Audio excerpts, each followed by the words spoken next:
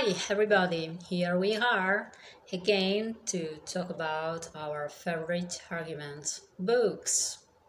Our currently reading books. What are you currently reading? Me, I'm reading an amazing book, The Big Sleep of Raymond Chandler. And here we are to speak about this book, and this time we are going to use English language. So many of you have asked for an English video, so here we are.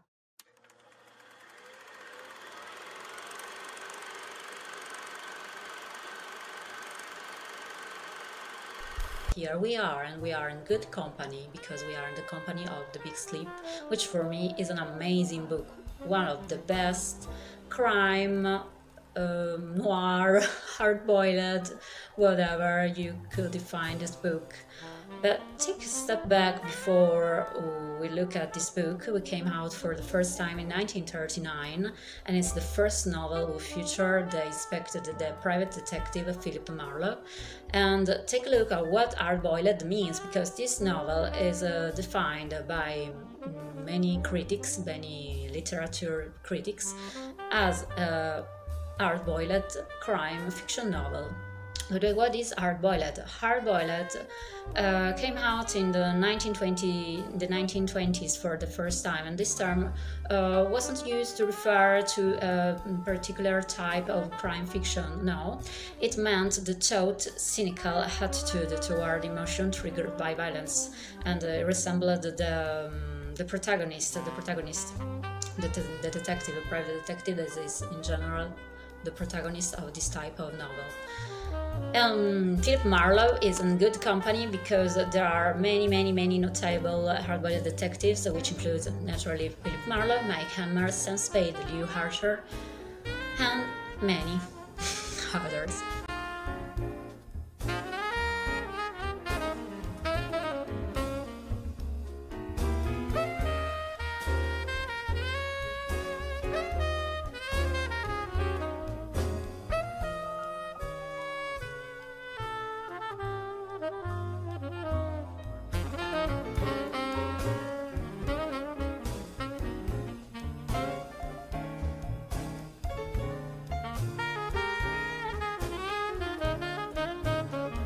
So if you are familiar with some of this name, raise a hand, let me know.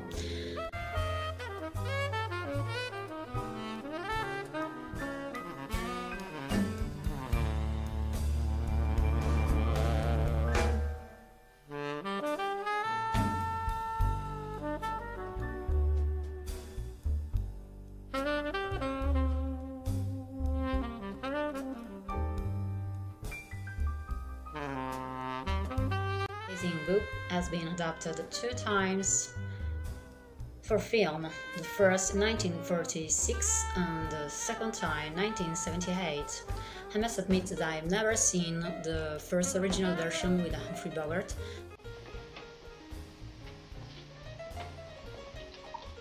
You wanted to see me?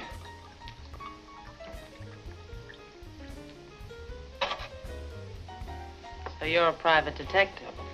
I didn't know they existed except in books, or else they were greasy little men snooping around hotel corridors. Ah, you're a mess, aren't you? I'm not very tall. The film was centered, was focused to portray this strange relationship which goes on between Humphrey Bogart, who portrays Philip Marlowe, and Lauren Bacall, who portrays Vivian Sternwood. Meanwhile, The Big Sleep that I've seen, 1978, have a great cast also, which includes Robert Mitchum as Philip Marlowe, Candy Clark, Sarah Miles, Joan Collins, I adore her, and Oliver Reed. I will say that for her. I did a little superficial research, even though the job her father had given me was a lawyer's job.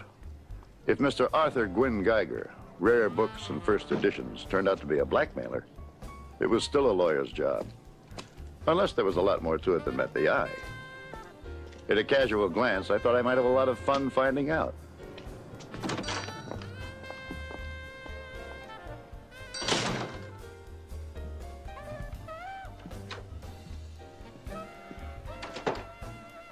help you?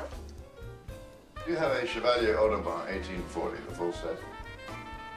Not at the moment, no. What about a Ben-Hur 1860? The one with the erratum on page 116. I'm afraid not. You do sell books. What does this look like? A banana? Yeah, I think that this second version is more accurate, is more similar to the novel.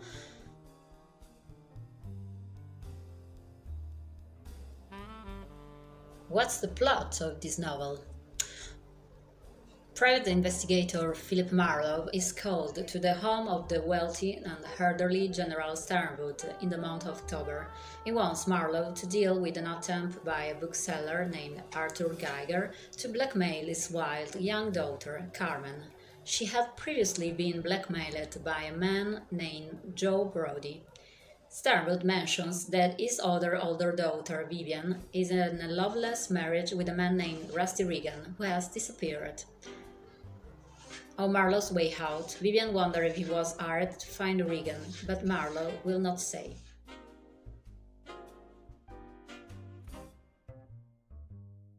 So let's begin.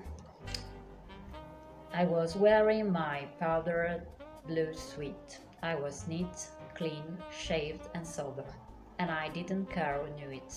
I was everything the well-dressed private detective ought to be. I was calling on $4 million.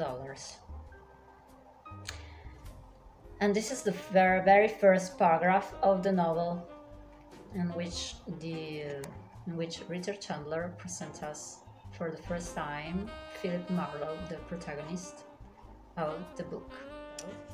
Let's keep going.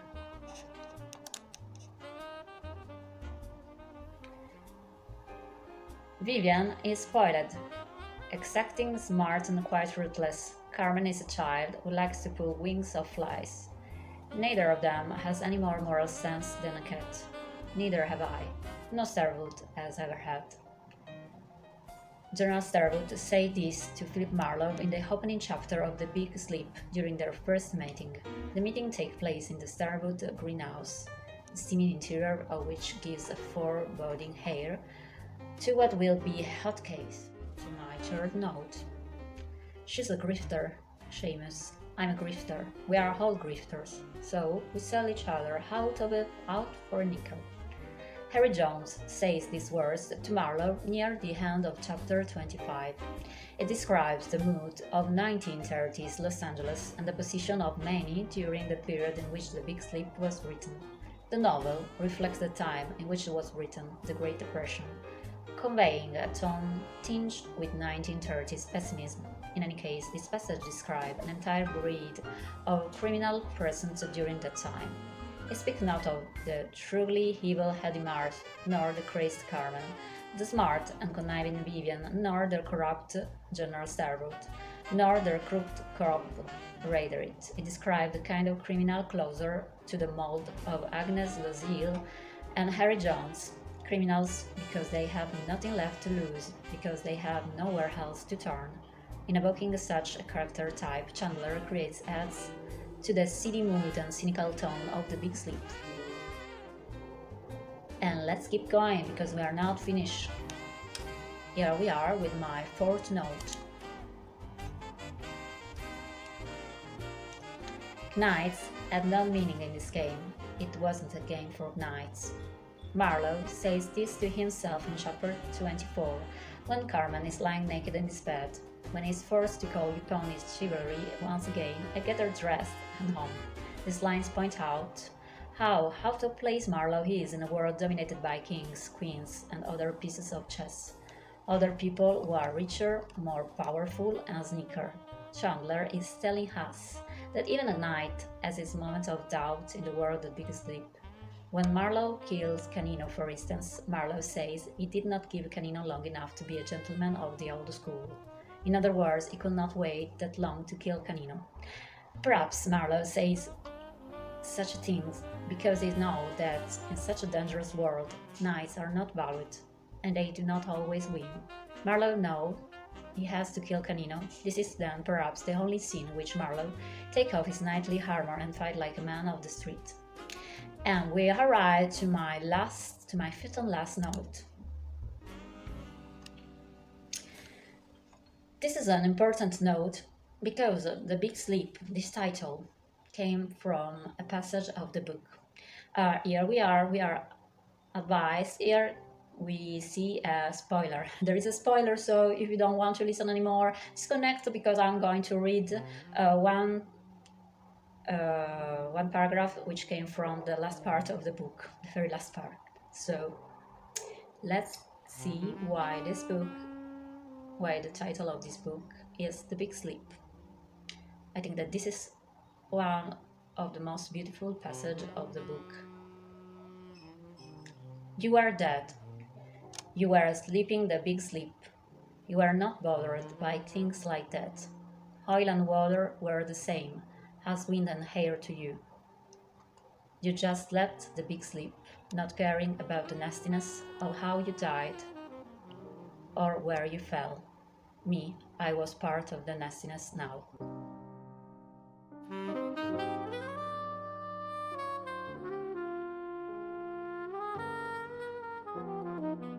So, before I leave you, I strongly recommend you this fantastic book and its author, Raymond Chandler.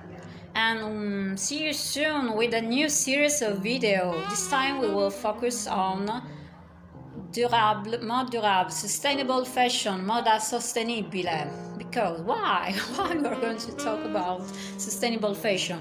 Because not everybody knows that I'm an expert in communication and marketing of fashion and luxury goods, and my specialization also includes mode durable, sustainable fashion.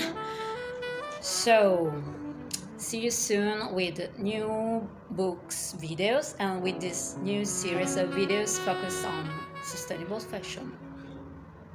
Ciao!